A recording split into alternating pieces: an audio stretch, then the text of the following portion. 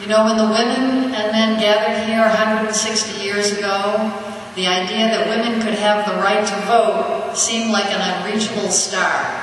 But the women were clear about what their intention was, and they organized, and they worked, and they worked, and they worked. And it took, whatever, 72 years, was it, until women got the right to vote.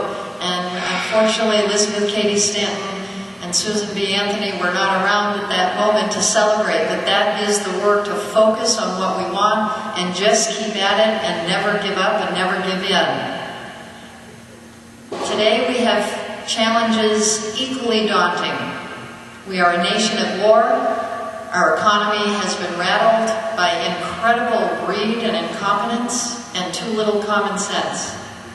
We face multiple systems crises. We have crisis in our education system, crisis in our economy, crisis in our environment with global climate change, crisis in our political system that seems stagnated and incapable of responding to the magnitude of challenges that we have to deal with. This is not a time for the faint of heart. As Thomas Paine would say if he were alive today and influenced by the women of Seneca Falls, this is a time that tries women's souls. But there is a silver lining in the clouds that we now look at. And that is that crisis provides the opportunity for transformation. We know that crisis provides the opportunity for transformation in our personal lives. Some of us have mothers or sisters or friends, or we ourselves have had cancer or life-threatening illnesses, and we, in that moment, recognize what is most important, and sometimes rebound from that and chart a new course for our lives. My friend Susan said she was grateful for her cancer because it helped her be clear what was meaningful and important in her life. Crisis is also providing the opportunity in this moment for us to transform our country and our world. Many of the structures we've known are dissolving or crumbling. This is a destructuring that allows the opportunity for restructuring in a better, more equitable, more fair way. As Eleanor Roosevelt once said, a woman is like a tea bag. You never know how strong she is until she's in hot water. So we're in the hot water now, we're going to show how strong we are. I have been asked to suggest how we can unite different generations and different political perspectives to make a better place for women and a better America. One obvious strategy is to get more women into positions of political power. It's really important to have women at the table when the decisions are being made. And I don't know about all of you, but I'm looking at the pictures coming out of Wall Street and Capitol Hill dealing with this economic crisis like kind of a wall of men, with the single spectacular exception of Speaker Nancy Pelosi. So we want to get more women up there. She's the first ever female speaker. We need to have more women in. We now have 16 women in the United States Senate out of 100. That's better than nothing. And we now have 71 women in the United States House. But we're not making steady progress. We're kind of stuck at about 16% of our federal office holders are female and 24% of state legislators. So we want to get more women into political power. But I will say this, it's not enough to get women to the top of existing political structures. We need a kind of women who understand what's going on and know what can be done about it. And we need new structures that will allow for our human creativity and love to express itself in a fair and equal way. As Charlotte Brunch once said, we don't want to just add women and stir. We want to help shape new ways of living and governing and running our economy that are more in harmony with each other and with Mother Nature. We don't just want more women to be greedy executives on Wall Street or corrupt politicians in Washington.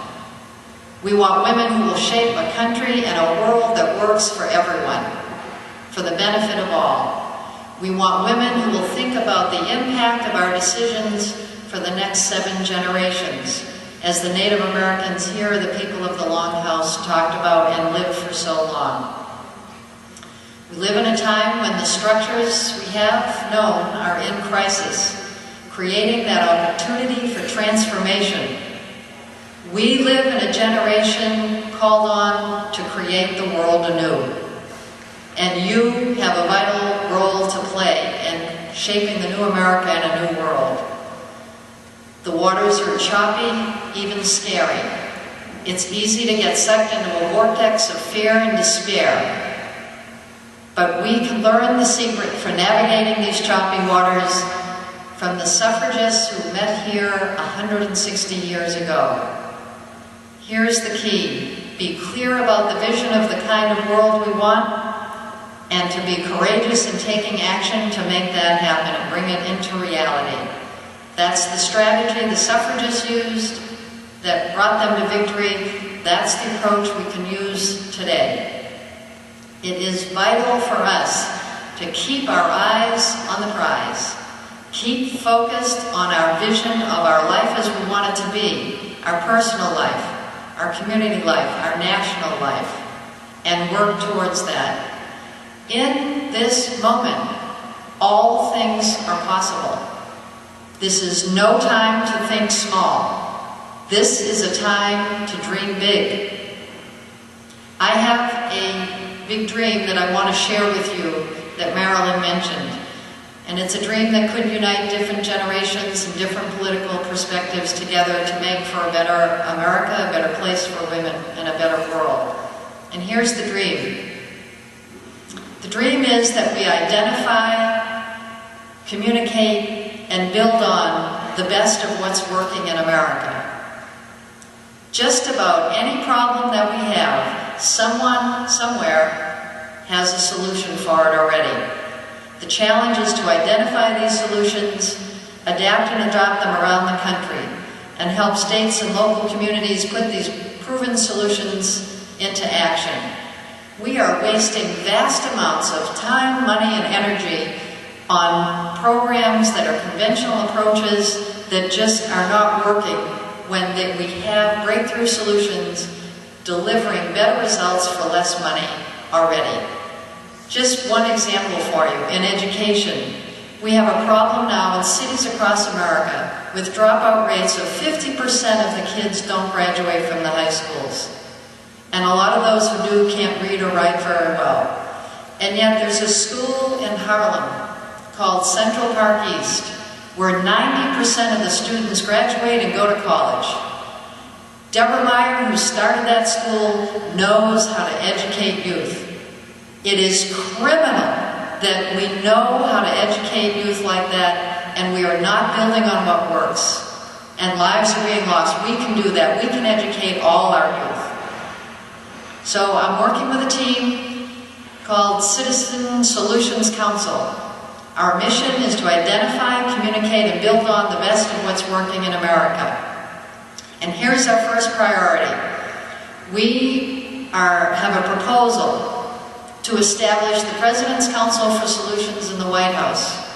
So when Obama gets in, we can set up this President's Council for Solutions. We can call on citizens all across the country to say, this is what's working in my community or my area of interest. Feed that up to the White House. The President's Council for Solutions can then share the most important information with the relevant federal agencies to change federal government to build on the best of what's working. Also, the President's Council for Solutions can communicate the solutions all across the country. So a solution from Seneca Falls can be shared with people in Wichita, Kansas, and Kentucky, so that a breakthrough in any community can be a breakthrough in every community.